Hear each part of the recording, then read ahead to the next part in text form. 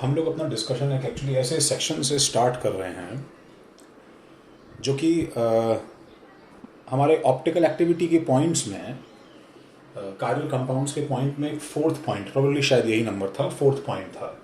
इसका मीनिंग था कि अगर एक कंपाउंड के अंदर एक से ज़्यादा एक्टिव कार्बन है तब भी ऐसा हो सकता है कि ओवरऑल कंपाउंड इनएक्टिव हो जाए। अगर तुम अपने पेजेस वापस बैक चेक करोगे तो तुम्हें ये स्टेटमेंट तुम्हें उसके अंदर मिलेगा, इसके आसपास ऐसा ही कुछ स्टेटमेंट मिलेगा। तो हम लोग उसी सेक्शन को देखो डील करना चाह रहे हैं। मतलब ऐसे हम लोग स्पेसिफिकली ऐसे कंपाउंड्स की ही बात कर रहे हैं अभी राइट नाउ जिनके अंदर एक से ज़्यादा एक्टिव कार्बन्स हैं और फिर भी वो कंपाउंड्स इनएक्टिव हैं। तो मतलब मैं एक बार फिर से यहाँ पे रिपीट कर रहा हूँ, जो कंडीशंस अभी तुम्हें डिस्कशन के सारे कंपाउंड्स में मिलने वाली हैं, ठीक है, वो ये हैं कि हमारे पास में जनरली फर्स्ट कंडीशन क्या है, more than one active carbons तुम्हें कंपाउंड्स के अंदर मिलेंगे। तो बाय डिफॉल्ट ऐसा देख के लगेगा कि एज इफ इन एक्टिव कार्बन्स की वजह से कंपाउंड को एक्टिविटी दिखानी चाहिए, but still second point, overall molecule जो है, ओवरऑल मॉलिक्यूल इनएक्टिव हो जाएगा। या इन अदर वर्ड्स, ठीक है, तुम ऐसा बोल सकते हो, अब मॉलिक्यूल इनएक्टिव कैसे होता है, तो एक्टिविटी और इनएक्टिविटी का सीधा रिलेशन हमें मालूम है कि POS, COS और SN से है। तो ओवरऑल मॉलिक्यूल के अंदर, और मॉलिक्यूल विल पोजेस COS और POS और SN, इसमें से कुछ ना कुछ मॉलिक्यूल पोजेस करेगा। ऐसे कंपाउंड्स को, such compounds are called meso compounds. हम इसका एक सेपरेट नाम लेके चल रहे हैं, मीजो कंपाउंड्स। प्लीज ध्यान रखना है तुम्हें, इसको हमें मीजोमेरिक इफेक्ट से कंफ्यूज नहीं करना है और मेटामेरिज्म से कंफ्यूज नहीं करना है। थोड़े सिमिलर साउंड करते हुए वर्ड्स हैं। Meso compounds is a separate word used for such type of compounds. तो व्हाट आर मीजो कंपाउंड्स, उसका हम डेफिनेशन लिखते हैं। तो basically meso compounds are those optically inactive stereoisomers. Meso compounds are those optically inactive stereoisomers। ये इसका proper definition है। Are those optically inactive stereoisomers which are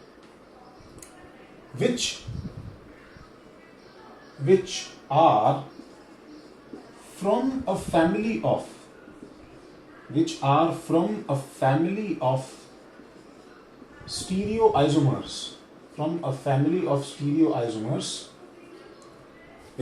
family of stereoisomers, in which at least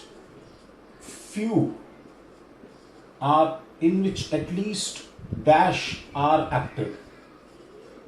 ये बहुत ही weird सा, अजीब सा definition लगता है। अच्छा, बाय द वे मैंने इस वर्ड को यहाँ ब्लैंक रखा है। अब ये वर्ड तुम्हें सोच के बताना है, तो मैं डेफिनेशन एक बार फिर से रिपीट करता हूँ।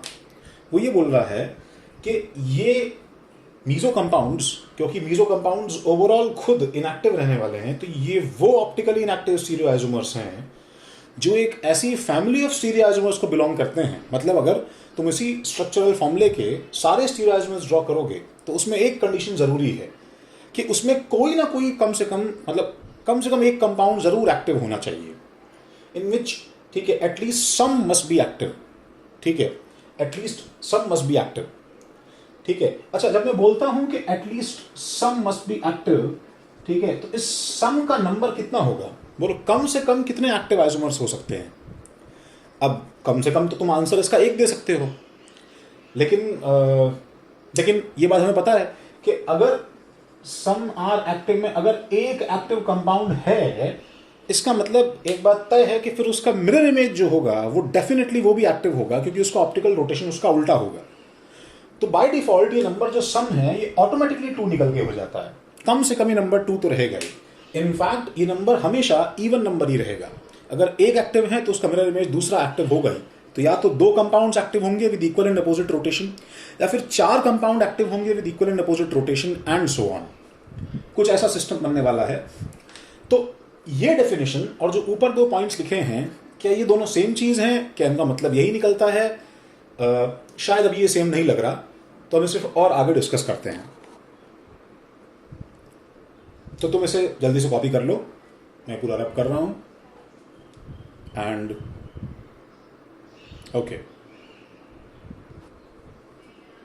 तो हम एग्जांपल की शुरुआत एक एक्चुअली ऐसे कंपाउंड से करते हैं जो अगेन शायद तुम्हें याद हो। ये हमारे लेक्चर्स के अंदर पहला कंपाउंड था जिसमें हमने नॉन सुपर इम्पोजिबिलिटी प्रूव की थी। दिस इज 1,2-डाइक्लोरोसाइक्लोप्रोपेन। तो अब हमें मीजो कंपाउंड कैसे हंट करना होता है, देखो। सपोज मैं 1,2-डाइक्लोरोसाइक्लोप्रोपेन के सारे स्टीरियो आइसोमर्स ड्रॉ करता हूं, ऑल स्टीरियो आइसोमर्स ड्रॉ करता हूं, और हम समझते हैं कि कैसे डेफिनेशन इस पे होल्ड करता है। तो मैंने पहला इसका स्टीरियो आइसोमर ड्रॉ किया, जिसके अंदर लेट्स से ये एक्चुअली ऐसा हो जाएगा, एक Cl अप, फिर दूसरा स्टीरियो आइसोमर इसका हो जाएगा एक दोनों Cl डाउन, फिर तीसरा स्टीरियो आइसोमर इसका हम ड्रॉ करते हैं एक Cl अप, एक Cl डाउन, और चौथा स्टीरियो आइसोमर ड्रॉ करते हैं पहला Cl डाउन और दूसरा Cl अप।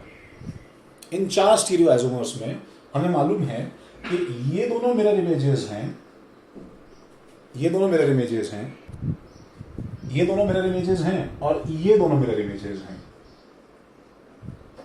कुछ एक चीजें हम पहले से जानते हैं। ये जो ट्राइंगल का टिप है ये एक्चुअली अंदर की तरफ है बोर्ड के अंदर। तो क्योंकि इस कंपाउंड के अंदर प्लेन ऑफ सिमेट्री है, POS है इसके अंदर, इसका मतलब जो इसका मिरर इमेज है ये सुपर इम्पोजिबल है, इसलिए ये कोई नया कंपाउंड नहीं है। तो ओवरऑल इफेक्टिवली मेरे पास में ये वाला पहला कंपाउंड हो गया, ये वाला दूसरा कंपाउंड हो गया, ये वाला तीसरा कंपाउंड हो गया। ठीक है, ये सब एज इट इज देखो, तुम कॉपी करना। दूसरा व्यू बनाऊं इसका तो ये ऐसा हो जाएगा, this is our first Cl and Cl दोनों up, this is our second, पहला Cl कहाँ है अप और दूसरा Cl क्या है डाउन, Cl, और थर्ड इसमें पहला Cl डाउन और तीसरा Cl अप, दूसरा Cl अप। ये इसका रिफ्लेक्शन है बेसिकली। इसमें तुम एक चीज नोटिस करो कि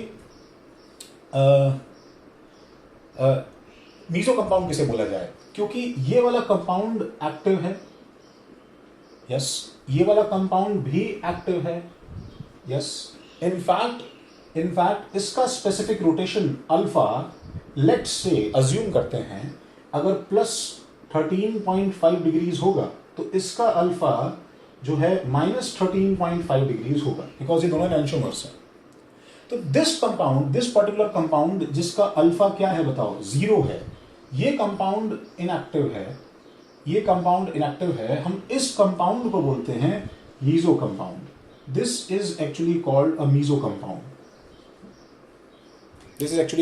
कंपाउंड, बिकॉज देखो हमारा डेफिनेशन क्या है, meso compound is that compound which is inactive and which belongs to a family of stereoisomers in which at least some are active।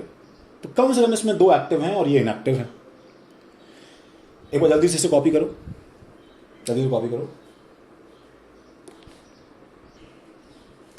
By the way इनके अंदर रिलेशनशिप क्या है, अगर मैं इसको A, इसको B और इसको C बोलता हूं तो नीडलेस टू से A एंड B क्या होंगे, A एंड C क्या होंगे और B एंड C क्या होंगे, आज हम लोग सब ये जानते हैं। तो तुम्हें जिस चीज का आंसर अच्छे से पता है वो एक्चुअली B और C है, तो B और C का आंसर क्या हो जाएगा, एनेंशियोमर। और सॉर्ट ऑफ ऐसे याद कर लो, तुम्हें जिसका आंसर नहीं पता है उसका आंसर एक्चुअली क्या हो जाएगा भाई, डायस्टीरियोमर, बिकॉज कोई भी 2 स्टीरियो आइसोमर्स जो एक दूसरे के एनेंशियोमर नहीं होते हैं वो डायस्टीरियोमर बन जाते हैं। इसलिए A एंड B का आंसर क्या है, डायस्टीरियोमर, और A एंड C का आंसर क्या है, diastereomer, and B and C are enantiomers. तो ये सब कॉपी कर लो, मैं इसे हटा रहा हूं। उसी एग्जांपल को कंटिन्यू करते हुए देखो, अब मैं अगर तुमसे ये पूछूं कि इसके अंदर नंबर ऑफ एक्टिव कार्बन कितने हैं, number number of active carbon कितने हैं, नंबर ऑफ एक्टिव या कायरल कार्बन कितने हैं, मतलब जिसके ऊपर चारों ग्रुप डिफरेंट हो। तो Cl पे तो भाई कार्बन पूछा है, चलो एटम्स अगर गिने, Cl पे 3 लोन पेयर है, कोई फायदा नहीं है। इस कार्बन पे ये Cl है और ये H अलग है, दोनों अलग है, और ये CH2 और फिर C पे Cl अलग ब्रांच है, और डायरेक्टली C पे Cl अलग ब्रांच है। दैट मीन्स ये वाला कार्बन एक्चुअली कायरल है, ये वाला कार्बन एक्चुअली कायरल है। सिमिलरली ये वाला कार्बन भी इसमें कायरल है। तो एक्टिव कार्बन, कायरल कार्बन इसके अंदर 2 हैं। There are 2 carbons that are active और कायरल। अब ये जो 2 कायरल कार्बन्स हैं, ये एक्चुअली अलग अलग कॉम्बिनेशन में कंपाउंड के अंदर ऐसे ऐसे शेप्स ले सकते हैं।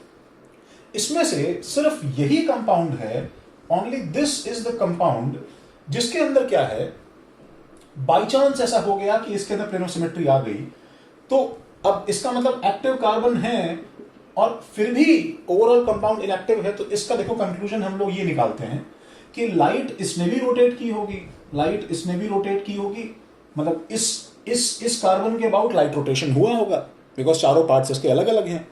इस कार्बन के अबाउट भी लाइट रोटेशन हुआ होगा, लाइट रोटेट हुआ होगा।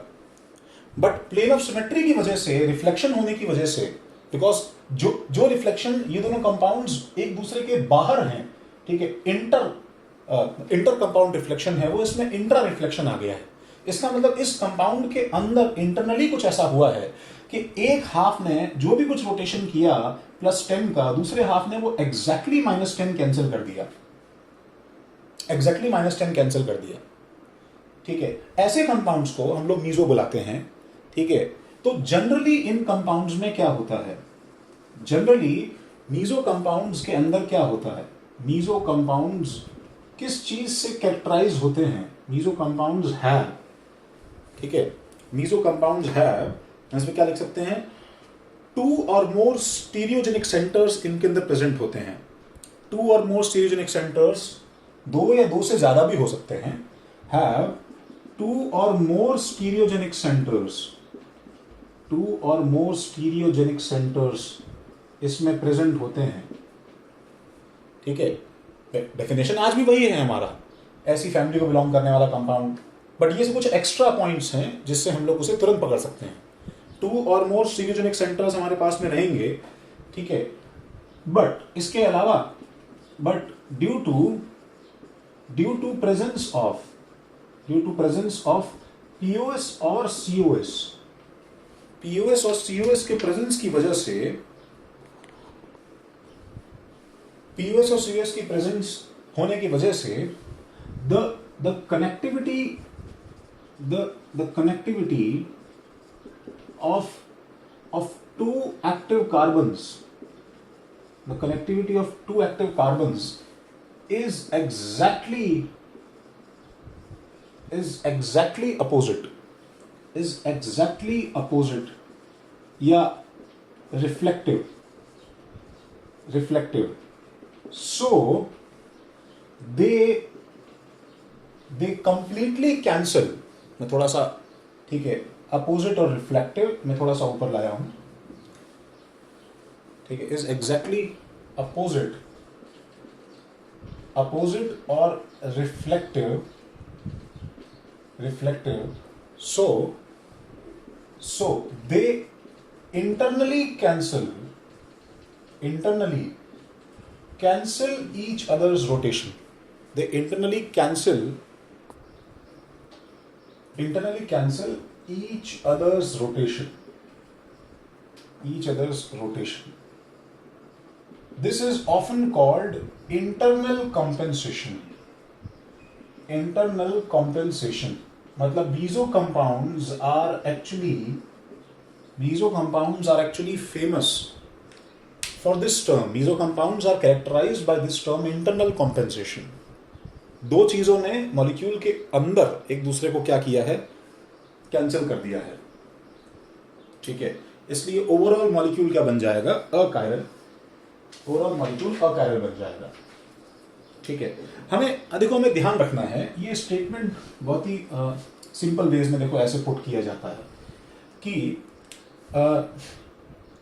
सारे के सारे इनएक्टिव कंपाउंड्स मीजो नहीं होते, मतलब अगर मैं CH4 ले लूंगा, CH4 ले लूंगा, ठीक है, H और H, तो क्या ये इनएक्टिव है? Yes no? यस। क्या ये कंपाउंड मीजो है?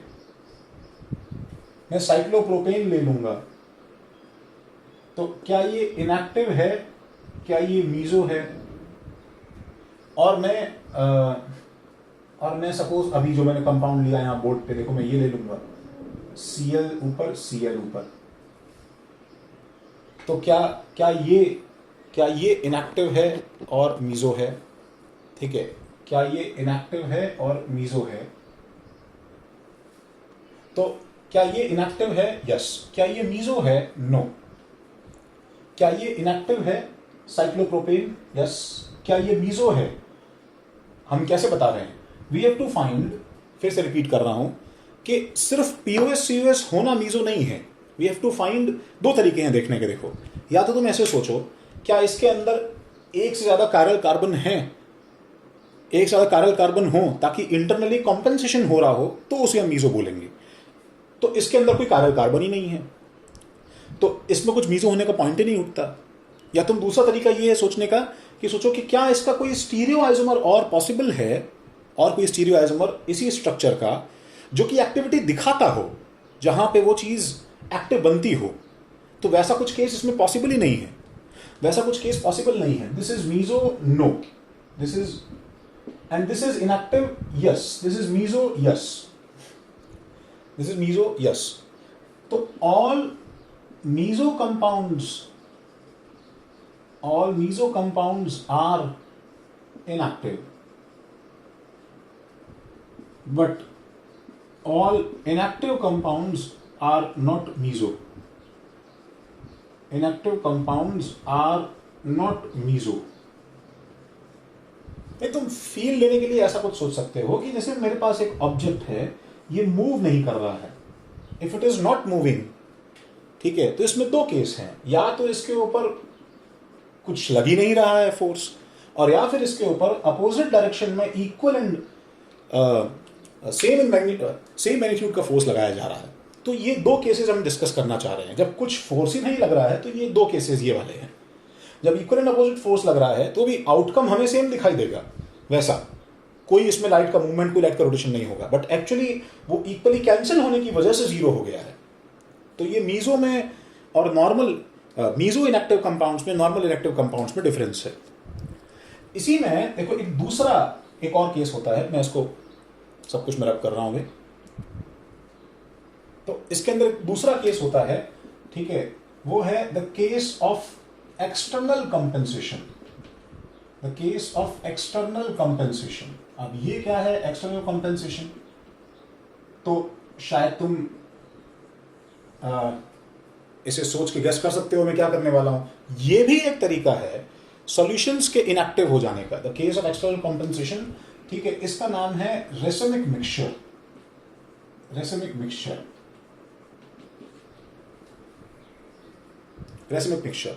तो इसमें एक्चुअली क्या होता है कि इसके अंदर, जैसे अभी क्या था हमारे पास में कि इस मॉलिक्यूल के अंदर, ठीक है, इस मॉलिक्यूल के अंदर इसका सारा इफेक्ट ये वाला कार्बन कैंसिल कर ले रहा था। तो अगर मैं ये वाले मॉलिक्यूल के, अगर मैं इस मॉलिक्यूल के बहुत सारे पार्ट्स लूंगा, ठीक है, बहुत सारे पार्ट्स लूंगा, तो इन सब का इफेक्ट क्या आएगा बताओ? 0 0 0 0 0 0 0 0 लाइट का रोटेशन। इसलिए नेट रोटेशन लाइट का जो मेरे पास में निकल के आ रहा है, जो इनपुट डाला वो वैसा ही निकल के आ रहा है, आउटपुट वैसा ही निकल के आ जाएगा, लाइट का रोटेशन नहीं होगा इसमें। ये कंपाउंड कैसा था? Meso, because of all these things हमने पहले सीखा। अच्छा, मैं जो तुम्हें अब, ठीक है, बताना चाहता हूं वो ये है, फॉर एग्जाम्पल मैं अब एक ऐसा सॉल्यूशन लूं जिसमें एक्चुअली एक्सटर्नल कॉम्पेंसेशन हो और प्रिसाइजली बराबर हो, तो भी इनएक्टिविटी आ सकती है। वो ये कि सपोज मैंने एक बीकर लिया और मैंने इसके अंदर एक कंपाउंड ये डाला। देखो, see this compound, this is ClCl, ठीक है, दिस इज एक कंपाउंड ये डाला ClCl, और एक कंपाउंड मैंने इसके अंदर ये डाला Cl नीडनेस टू से कि तुम इसको फ्लिप करके तो नहीं रोटेट करके सुपर इम्पोज करवा सकते। तो if this represents this section and this represents this section, ठीक है, ऐसा कुछ, तो मेरे पास ये बीकर जो है, अगर मैंने सही तरह से इसको फिलअप किया such that 1 2 3 4 5 6 7 8 9 10 11 12 13 14 15 blue dots, I don't know colour कितना साफ विजिबल है, 1 2 3 4 5 6 7 8 9 10 11 12 13 14 15। तो व्हाट विल हैपन इज कि ये जो मिक्सचर है इसके अंदर एक्चुअली जब मैं लाइट पास करूंगा, ठीक है, एंड लाइट जब इसमें से पास होकर बाहर निकलेगा तो it will again show no optical rotation, बिल्कुल जैसा तुमने डाला वैसा ही बाहर निकल के आ जाएगा, that will not show any optical rotation. तो ये इफेक्ट एक्चुअली, अच्छा पता है, आईपीस से देख के we actually can not differentiate between previous solution and this solution, because मेरे लिए तो रीडिंग जो है थीटा इक्वल टू 0 ही निकल के आएगा, थीटा इक्वल 0 निकल के आएगा। बट हम जानते हैं कि ये एक्चुअली एक दूसरा केस है, इसके अंदर क्या है कि वो प्रॉब्लम +10 और -10 की वजह से एक्सटर्नली कॉम्पेंसेट हो रही है, ठीक है, और ये तभी होल्ड कर सकता है जब दोनों का अमाउंट बिल्कुल बराबर हो। जहां तुमने थोड़ा सा 2 ब्लू हटा के ऐसे डिस्टर्ब किया तो इमीडिएटली यहां पे इफेक्ट जो है इसका कुछ ऐसा आना शुरू हो जाएगा, that will start giving a net positive +10 rotation proportional to the amount that is not +10, proportional to the amount that is present in excess. हम लोग फर्स्ट ऑफ ऑल तो इस एनहांसोमेरिक मिक्सचर को अगर सब कुछ बराबर हो तो हम बोलते हैं उसे रेसिमिक मिक्सचर, ठीक है, तो हम रेसिमिक मिक्सचर बोलते हैं। एंड इसे बोला जाता है एक्सटर्नल कॉम्पेंसेशन। जैसे वो इंटरनल कॉम्पेंसेशन की वजह से 0 हो गया था, वैसे ये एक्सटर्नल कॉम्पेंसेशन की वजह से क्या हो रहा है कि तुम ऐसा समझ सकते हो ऐसे कुछ पार्टिकल्स उधर मूव कर रहे हैं, कुछ पार्टिकल्स इधर मूव कर रहे हैं, बट नेट क्या है, सेंटर ऑफ मास हमारा टाइप मूव नहीं कर पा रहा है, because equal and opposite motion हो रहा है दोनों चीज़ों का, और लाइट हमें मूव करता हुआ नहीं दिखाई दे रहा है। तो मैं इसको हटा रहा हूँ, एंड इसका प्रॉपर डेफिनेशन क्या है, हम लोग थोड़ा इसको कैसे वर्ड्स में एक्सप्रेस करें वो हम यहाँ पे देख रहे हैं। तो it is optically inactive because rotation of one molecule is exactly cancelled by its active mirror image enantiomer molecule externally. So this is an example of intermolecular cancellation between two molecules or external compensation, unlike previous one which was intramolecular compensation or internal compensation. I guess तुम्हें ये words में कोई clarity अब और नहीं चाहिए, and I hope सब कुछ एकदम अच्छे से क्लियर होना चाहिए, ठीक है। तो ये सारा हमें नोट करना है, ये पार्ट रब हो रहा है। तो अभी जैसे हमने पिछले जस्ट पीछे के पेज पे ए, बी और सी जो 3 कंपाउंड्स के नाम दिए थे, एक बार उन्हें फिर से ज़रा सर्च करो। उन 3 कंपाउंड्स के नाम दिए थे ए, बी, सी, और वो सर्च करके देख के बताओ कि ऑप्टिकल रोटेशन किस किस में आएगा, किस किस में नहीं आएगा। तो 0.1 मोलर सॉल्यूशन ऑफ ए अगर मेरे पास में है तो इसमें क्या होगा भाई, थीटा हमारा 0, पॉजिटिव, नेगेटिव, 0। सपोज वो डेटा जो हमने पीछे लिखा था +15 डिग्री और -15 डिग्री जो भी कुछ 0.05। अब ये वाला सॉल्यूशन कैसा था, ये वाला हमारा मीजो वाला केस था। Second case 0.05 molar solution of B and 0.05 molar solution of C है। अगर ऐसा केस है तो बी और सी में कुछ रिश्ता है, एनांशियोमर है, कॉन्सेंट्रेशन चेक करो दोनों बराबर है, इसलिए थीटा हमारा क्या निकल के आएगा, फिर 0 निकल के आएगा, क्योंकि ये जो है ये रेसिमिक का केस है, ये रेसिमिक सॉल्यूशन का केस है। वो मीजो सॉल्यूशन था, ये रेसिमिक सॉल्यूशन है। और आखिरी केस ए डेड है, बी एक्टिव है, इसलिए इसमें थीटा हमारा बी के हिसाब से मोर देन 0 निकल के आएगा, और कॉन्सेंट्रेशन के हिसाब से हमें अल्फा में मल्टीप्लाई करना पड़ेगा कॉन्सेंट्रेशन। तो ये छोटी सी बात हमें क्लियर होनी चाहिए। मीजो कंपाउंड्स, ठीक है, मीजो कंपाउंड्स और कब ऑकर होते हैं, मीजो कंपाउंड्स का एक और बड़ा ही इंटरेस्टिंग फीचर है, ठीक है, तो meso compounds also occur in symmetric chains. Symmetric chains में मीजो का ऑकर होना सबसे कॉमन फिनोमिना है। जैसे देखो, मैं एक एग्जांपल यहां पे ड्रॉ करता हूं। This is CH3 CHOH CHOH और CH3। देखो भाई, इसके अंदर कितने एक्टिव कार्बन है बताओ, इसमें कितने एक्टिव कार्बन हैं बताओ। इसके अंदर 2 एक्टिव कार्बन हैं, तो एक ये हो गया, एक ये हो गया। तो logically speaking in 2 active carbon की वजह से, ठीक है, कितने आइसोमर्स क्रिएट हो जाने चाहिए थे? तो मैक्सिमम पॉसिबल, अगर मैं सारे केसेस इसमें ड्रॉ करता तो मेरे पास maximum possible 2⁴ isomers, stereo isomers इसके बन जाने चाहिए थे। तो मैं तुम्हारे सामने अभी देखो, इसमें मीजो का फीचर क्रिएट करने के लिए कुछ यहाँ पे ड्राइंग करता हूँ। तो वो चारों स्टीरियो आइसोमर की पॉसिबिलिटी, आई नो ऐसे आंसर इसका 4 नहीं है, एंड तुम आंसर गेस करो, शायद तुम्हारा गेस सही भी होगा, वो आंसर 4 नहीं है। लेकिन मैं, ठीक है, एकदम गधे बच्चे की तरह चारों स्टीरियो आइसोमर्स इसके ड्रॉ कर देता हूं, और ड्राइंग में आज हमें फिशर का बहुत जबरदस्त काम आ सकता है। तो सपोज देखो, मैंने ऐसा कुछ बनाया कि ये एक, दूसरा ग्रिड, तीसरा ग्रिड और चौथा grid. The way in which I am drawing will actually be a powerful foundation कि हम कैसे फिशर्स में अपने केसेस इमेजिन करते हैं और कैसे केसेस रिपीट हो जाते हैं इनमें से। तो इन 4 के अलावा और कुछ पॉसिबल होने ही नहीं वाला है। तो मैं पहले मैं क्या करता हूं, CH3 सपोज लगा दिया, CH3 CH3 CH3 तो इस पे H और OH 2 ग्रुप्स लगाने हैं। लेट्स से H और OH यहां पे लगा दिया मैंने। नीचे वाले पे क्या करें, H और OH लगा देते हैं। अच्छा, तुम जब भी कुछ बनाओ तो देखो, आज से एक रूल बना देते हैं, हम लोग उसका मिरर इमेज हमेशा बनाएंगे। ठीक है, मिरर इमेज हमेशा बनाएंगे। हम बाद में देख लेंगे कि वो मिरर इमेज सुपर इम्पोजिबल है या नहीं है, वो देखा जाएगा बाद में, लेट्स सी दैट लेटर। तो यहां पे फिर देखो क्या हो गया, CH3 और OH, इसका मिरर इमेज ले रहा हूं, देखो OH और H आ गया, और क्या हो गया, और OH और H आ गया। ये केस हमारे पास बन गया। अच्छा, अब हम एक काम करते हैं, अब हम ये ऊपर वाला एक रिपीट कर देते हैं। अब एक H और OH एक्सचेंज कर देते हैं इस केस में।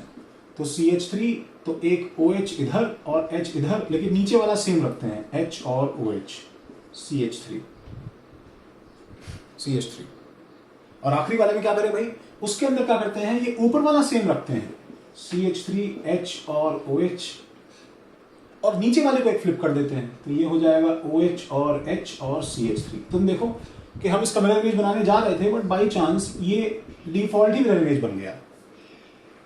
तो इससे देखो 2 चीजें हमारी सॉल्व हो रही हैं। फर्स्ट ऑफ ऑल, तो अगर मैं इसमें स्टीरियो आइसोमर्स काउंटिंग शुरू करूं इसी एग्जांपल से हमारे पास में, तो इसमें हमारे पास ये साफ साफ दिखाई दे रहा है कि, अच्छा मुझे बताओ जल्दी से, कौन सा कंपाउंड जो है इसके अंदर रिपीट हो गया? क्या कोई ऐसा एग्जांपल है जो रिपीट हो गया? कौन सा केस रिपीट हो गया? तो मैं बस 5 सेकंड्स का पॉज है, तुम उसमें सोच सकते हो। तो इसके अंदर कौन सा केस रिपीट हो गया? That is actually first and second. ये दोनों एग्जांपल्स एक्चुअली ध्यान से देखो तो ये आइडेंटिकल है। Now there are many ways in which we can prove कि आइडेंटिकल है। ठीक है, there are many observations by which we can prove कि आइडेंटिकल है। तो इसके नीचे हम लोग वो कुछ फीचर्स लिखना शुरू करते हैं जो सब के सब पॉइंट्स इस तरफ चिल्ला रहे हैं कि दोनों कंपाउंड्स आइडेंटिकल हैं। ठीक है, तो फर्स्ट ऑफ ऑल तो क्या है, तुम देख सकते हो कि इसके अंदर एक्चुअली प्लेन ऑफ सिमेट्री है। तुम देखो इसके अंदर प्लेन ऑफ सिमेट्री है।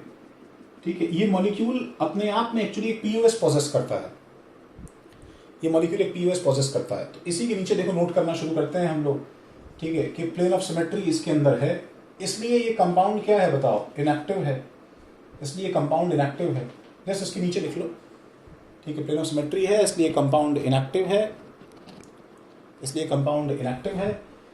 और इसलिए ये जो मिरर इमेजेस हैं दोनों, ठीक है, ये इसका मिरर इमेज सुपर इम्पोजिबल है। मिरर इमेज सुपर इम्पोजिबल है। ये सुपर इम्पोजिबल है, ये चीज हम लोग ऐसे भी चेक कर सकते हैं। कैसे बताओ, कैसे प्रूव करें सुपर इम्पोजिबल है ये? फिशर्स में तुम्हें याद है बहुत सारे रूल्स लगाने अलाउड है।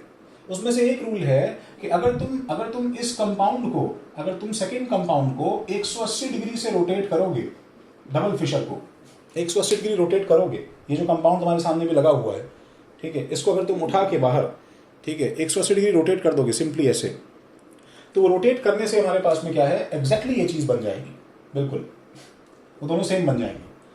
तो ये इतना पार्ट देखो इस पर लिखना, तो इसका मतलब ये दोनों एक ही कंपाउंड है, they are one and the same compound.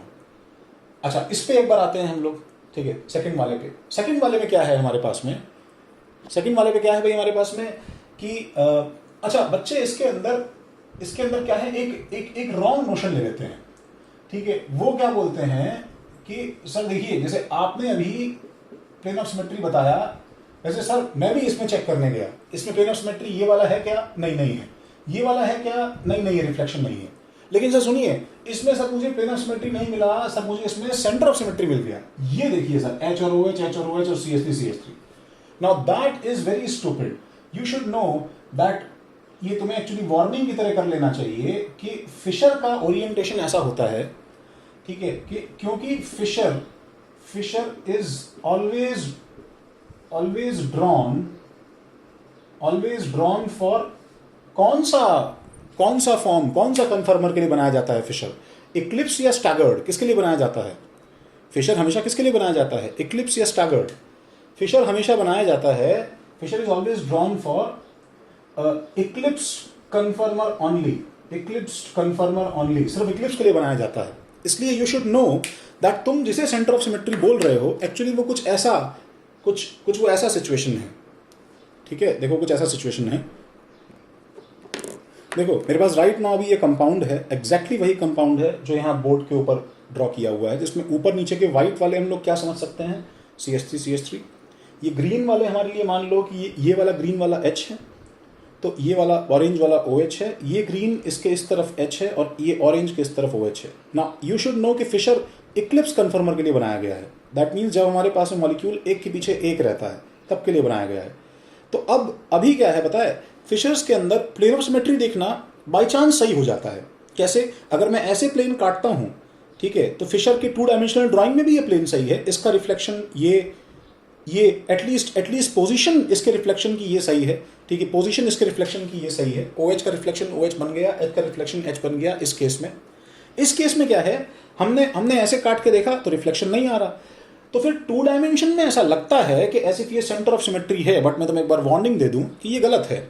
Because अगर तुम इसको 3 डायमेंशन में इमेजिन करोगे तो इस ग्रीन का सेंटर ऑफ सिमेट्री जो तुम यहाँ पे सेंटर से क्रॉस करोगे, तो you have to go behind, ठीक है, तुम ये वाला ग्रीन भी आगे है, ये वाला ग्रीन भी आगे है, तो तुम यहाँ पे सेंटर ऑफ सिमेट्री नहीं बता सकते हो। इस ग्रीन का सेंटर ऑफ सिमेट्री जो है, ये एक्चुअली इसको क्रॉस करने से नीचे यहाँ पे मिलना चाहिए था। अगर ये यहाँ पे होता तो सेंटर ऑफ सिमेट्री होता। हम फिशर में सेंटर ऑफ सिमेट्री देख ही नहीं सकते हैं। You should not go for searching centre of symmetry in any Fischer diagram. Fischer is always drawn in eclipse. इसलिए एक जनरल पॉइंट ध्यान रखना, so POS can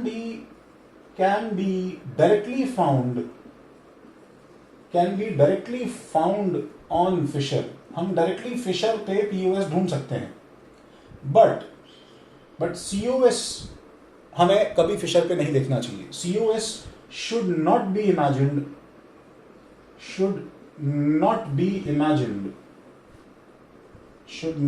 imagined in 2D representations, in 2D fissures। 2D fissures पे COS हमें नहीं imagine करना चाहिए। ये जनरल पॉइंट है। जैसे मैं तुम्हें कंक्लूड करना चाह रहा था कि इस कंपाउंड के पास में, जैसे इसके पास POS था, इसके पास में POS है नहीं, इसके पास COS है। अब अगर COS है या नहीं है वो चेक करना है, तो तुम्हें इसको एक्चुअली पहले इक्लिप्स कन्फर्मर से तुम्हें इसे स्टैगर्ड पे लेके जाना पड़ेगा। जब तुम इसे स्टैगर्ड पे लेके जाओगे, ठीक है, तो तुम इसे स्टैगर्ड पे लेके जाओगे तो तुम्हें दिखाई देगा कि देखो ऑरेंज का रिफ्लेक्शन जो है वो ऑरेंज इसमें आ रहा है, ऑरेंज का रिफ्लेक्शन इसमें ऑरेंज आ रहा है। देखो ऑरेंज का रिफ्लेक्शन मैं देखो सेंटर से क्रॉस कर रहा हूं तो ऑरेंज आ रहा है, बट तुमने एक का रिफ्लेक्शन रेडी किया, लेकिन देखो ग्रीन का रिफ्लेक्शन लूज हो गया। ग्रीन का रिफ्लेक्शन देखो क्या आ रहा है, वहां पे व्हाइट की तरफ जा रहा है वो लाइन। ग्रीन के लिए ये लाइन जो है, आगे के ग्रीन के लिए ये लाइन निकल के पीछे के व्हाइट की तरफ जा रही है। तो ये जो मेरे पास में स्टैगर्ड कन्फर्मर है, इसके अंदर इसके लिए COS नहीं है। तो इसका मतलब इसमें POS नहीं है, COS नहीं है, इसमें किसी भी ओरिएंटेशन में POS और COS नहीं है, इसमें किसी भी ओरिएंटेशन में POS और COS नहीं है। ये कंपाउंड एक्टिव है। तो हेंस मेरे पास टोटल 3 आ गए। ठीक है, तो ये जो कंपाउंड है, ये कंपाउंड एक मीजो कंपाउंड है, ये कंपाउंड एक मीजो कंपाउंड है। एक और चीज जो तुम इसकी इंटरेस्टिंग है बहुत ज्यादा, वो नोटिस कर सकते हो, देखो वो ये है कि अगर सपोज मैं इसका RS नोमेनक्लेचर करने जाऊं, ठीक है, now guys be with me, तो ऑक्सीजन का रैंक 1, उसके बाद में CH3 है, H है और ये नीचे का पूरा ग्रुप है। तो नीचे का पूरे ग्रुप के हिसाब से कार्बन के पास ऑक्सीजन अटैच्ड है, तो इसका रैंक 2, इसका रैंक CH3 का 3, इसका रैंक 4। तो अगर तुम 1 2 3 इस पे साइकिल चलाओगे तो you will get this as R, क्योंकि हाइड्रोजन हॉरिजॉन्टल पे है इसलिए R कट के तुरंत S हो जाएगा। तो ऊपर के कंपाउंड का ये वाला कार्बन जो है ये एक्चुअली S बन गया है। वहीं नीचे वाले कंपाउंड पे आओ तो सेम ऑक्सीजन का रैंक 1, ऊपर की तरफ 2, 1 2 और 3 और 4, और जब तुम इसमें 1 2 3 चलाओगे तो तुम्हारे पास में S आ रहा है, ये कट के R हो जाएगा। तो ऑब्जर्व दिस थिंग, क्योंकि इसमें प्लेन ऑफ सिमेट्री है, ये प्लेन ऑफ सिमेट्री रिस्पॉन्सिबल है, प्लेन ऑफ सिमेट्री रिस्पॉन्सिबल है इसका S और इसका R करने के लिए। ऐसे कंपाउंड्स जो कि मीजो होंगे उनमें एक और इंटरेस्टिंग बात होगी कि जो दो एक्टिव कार्बन्स हैं ऑटोमेटिकली उनका जो है रिफ्लेक्शन या सेंटर ऑफ सिमेट्री होने की वजह से उनका ऑप्टिकल कॉन्फ़िगरेशन अपोजिट ही आएगा हमेशा। जब तुम इसका रिफ्लेक्शन लोगे तो S का रिफ्लेक्शन अब यहां पे क्या हो गया है, R का रिफ्लेक्शन यहां पे क्या हो गया है, S। तो ये SR और ये RS सेम है, जस्ट उस तरह से तुम्हें याद आ रहा है सिस ट्रांस में कैसे CT और TC सेम हो जाता था, तुम इसको इन्वर्ट करोगे तो सुपर इंपोज हो जाएगा ये इस पे। ठीक है, अच्छा बाय द वे इसका जो कॉन्फ़िगरेशन है, आज मुझे बताओ इसका कॉन्फ़िगरेशन तुम बिना सॉल्व किए सीधा इसको देख के बता सकते हो क्या होगा? तो क्योंकि मैंने यहां पे ऊपर वाले के अक्रॉस एक चेंज किया है, देखो ऊपर वाले के अक्रॉस मैंने एक चेंज किया है, क्योंकि एक चेंज किया है इसलिए ये S था, तो यहां पे क्या होना पड़ेगा बताओ, R। और नीचे वाले के अक्रॉस मैंने एक भी चेंज नहीं किया है, इसका मतलब ये क्या होगा बताओ, R और R दोनों, और इसलिए इनका रिफ्लेक्शन क्या हो जाएगा, ऑब्वियसली S और S। यू शुड नो कि दोनों R होने का मतलब POS नहीं होता है, POS तब होता है जब ऊपर वाला R हो और नीचे वाला S हो, बिकॉज रिफ्लेक्शन हो रहा है। अब यहां पे तुमने काफी इंपॉर्टेंट चीजें कुछ देखी हैं, ये सब चीजें थोड़ा डाइजेस्ट करने में तुम्हें टाइम लग सकता है, बट मेक श्योर पहले सब कुछ कॉपीड रहे। मेक श्योर तुमने नीचे का ये ब्लैक पोर्शन कॉपी किया, मेक श्योर तुमने ये RS ब्लू वाले नोमेनक्लेचर अभी इस जो में बनाए हैं वो सब कॉपी किए, मेक श्योर इसके ऊपर का पार्ट तुमने इसके नीचे लिखा है और ये वाला पार्ट तुमने इसके नीचे लिखा है। तो मैं सब कुछ रब कर रहा हूं। तो हम लोग ऑफिशियली जो है काउंटिंग ऑफ स्टीरियो आइसोमर्स अपना हेडिंग डाल रहे हैं, एंड जैसे हमारा GI काउंटिंग था वैसे हम लोग counting of stereo isomers create कर रहे हैं, काउंटिंग ऑफ स्टीरियो आइसोमर्स। तो काउंटिंग ऑफ स्टीरियो आइसोमर्स में हम लोग बिल्कुल फंडामेंटली देखो सॉल्व करना शुरू करते हैं। तो हमारा पहला सवाल जो है वो है CH3 CH Cl OH और CH3। मैंने डेलिबरेटली कुछ रैंडम कंपाउंड लिया है, ठीक है, इसके अंदर जानबूझ के मैंने भी सिमेट्री दूर रखी है। देखो CH3, अब इसमें एक्टिव कार्बन कितने हैं, ये वाला है, ये वाला है, बस। बाय द वे अच्छा, अगर इसके पहले भी मैं 0 सवाल लूं, एक एक्टिव कार्बन होगा तो उसके 2 स्टीरियो आइसोमर्स होंगे, समझ रहे हो? ऑब्वियसली अगर मेरे पास में CHCl Br F है तो इसके 2 स्टीरियो आइसोमर्स होंगे, 2 स्टीरियो आइसोमर्स होंगे, नीडलेस टू से R और रिफ्लेक्शन उसका S। ठीक है, अच्छा तो अब इस केस में मेरे पास में सब कुछ जब डिससिमेट्रिक है तो मैं इसमें केसेस ड्रॉ करता हूं, मैं इसमें केसेस ड्रॉ करता हूं। तो केसेस ड्रॉ करने में सबसे पहले लेट से मैंने ये बनाया CH3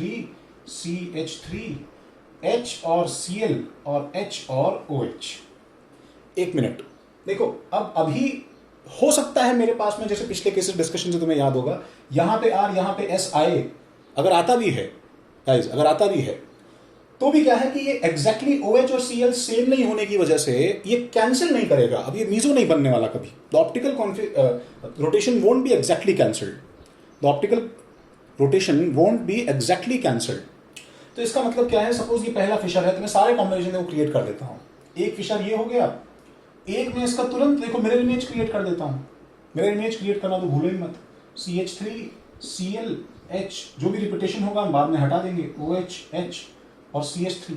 अब मैं क्या करता हूं, मैं इसमें एक कार्बन के अबाउट एक चेंज कर देता हूं तो कुछ नया बन जाएगा। CH3 ऊपर वाले के अबाउट कर दिया तो Cl और H, और नीचे वाले के अबाउट क्या होगा, H और OH मैंने सेम रखा, CH3। और अब मैं इसका रिफ्लेक्शन लूं या फिर मैं पहले वाले को छोड़ के दूसरे वाले के अबाउट चेंज करूं, वो that is going to be one the same thing.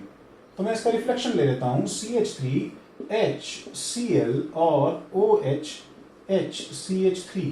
Observe these 4 compounds.